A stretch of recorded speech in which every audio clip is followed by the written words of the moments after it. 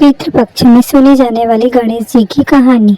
आज मैं आपके साथ शेयर करने वाली हूँ गणेश जी की कहानी, जो कि पितृपक्ष में सुनी जाती है। एक समय की बात है, एक गांव में एक बुढ़िया निवास करती थी।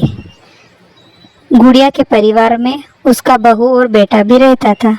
पितृपक्ष के दिन आते हैं। बुढ़िया पितृपक्ष के दिनों में गणेश जी का व्रत धारण करती है। व्रत अनुसार बुढ़िया रोज एक ब्राह्मण को अपने घर बुलाती है, उसके द्वारा गणेश जी की कथा सुनती है और उसके बाद ही भोजन को प्राप्त करती है। इसी तरह से पितृपक्ष के दिन चल रहे थे। बुढ़िया रोज ब्राह्मण को बुलाती, उसके मुंह से गणेश जी की कहानी सुनती और उसके बाद ही भोजन खाती। बुढ़िया के घर में ब्राह्मण को देने के लिए कुछ न होने पर बुढ़िया रोज अपने घर के सामने लगे आंवले के पेड़ से आंवले बीनकर ब्राह्मण को दे दिया करती थी। इसी तरह रोज चलता रहा। एक दिन बहू ने देखा कि बुढ़िया एक हांडी में भरकर कुछ ब्राह्मण को दे रही है। ऐसा देखकर वह अपने पति के पास गई और बुढ़िया के बेटे को जाकर कहने लगी कि तुम्हारी माँ इसी तरह अगर ब्राह्मण को हांडी भर भर कर घर लौटाती रहेगी तो एक दिन हम लोग रोड पर आ जाएंगे।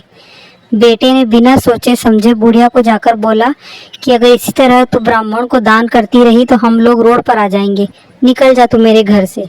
यही सुनते हुए बुढ़िया और उसका पति दोनों घर छोड़कर निकल जाते हैं। घर से निकलकर वो जंगल की ओर चल देते हैं। चलते चलते जंगल में जाकर बुढ़िया काफ़ी थक जाती है, जिसकी वजह से उसे अब चला नहीं जा रहा था। दोनों जंगल में एक पेड़ के नीचे बैठ जाते हैं। बुजुर्ग आदमी का कहना था, कोई बात नहीं, तुम बैठो, मैं तुम्हारे लिए पानी लेकर आता हूँ। पानी की तलाश में जंगल में भटकते भटकते बुढ़िया का पति पानी की तलाश में निकल जाता है, लेकिन बुढ़िया एक पेड़ के नीचे बैठी रहती है।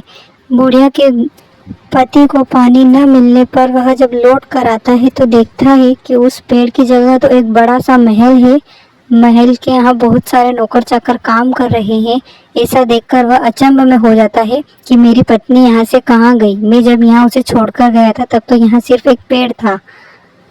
तभी उसकी नज़र महल के बाहर पालने पर झूल रही उसकी पत्नी पर पड़ती है। उसकी पत्नी उसे बुला लेती है, आ जाइए, अपना ही महल है।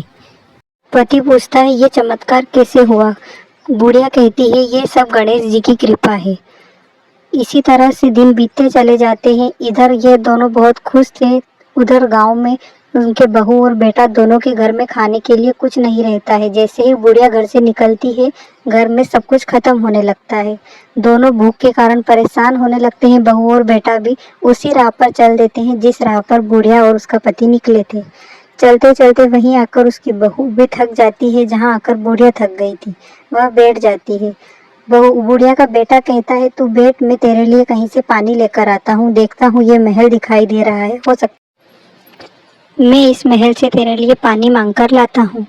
जब बुढ़िया का बेटा पानी मांगने के लिए जाता है तो वहाँ कई लोग घूम रहे होते हैं और भोजन कर रहे होते हैं। कई नौकर चाकर परोस रहे होते हैं। वे कहते हैं कि आइए जजमान, भोजन कर लीजिए।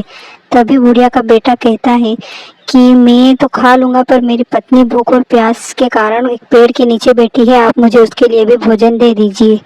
वहाँ के लोग कहते हैं कि भोजन बांध कर तो नहीं देंगे, आप उन्हें भी यहाँ ले आइए, हम उन्हें भी भोजन करवा देंगे। बुढ़िया का बेटा दौड़ा भागा जाता है और कहता है, चल, आज हमारे भाग्य में भोजन लिखा है। एक महल के बाहर कई लोग भोजन कर रहे हैं और हमें भी वहाँ भोजन के लिए बुलाया है।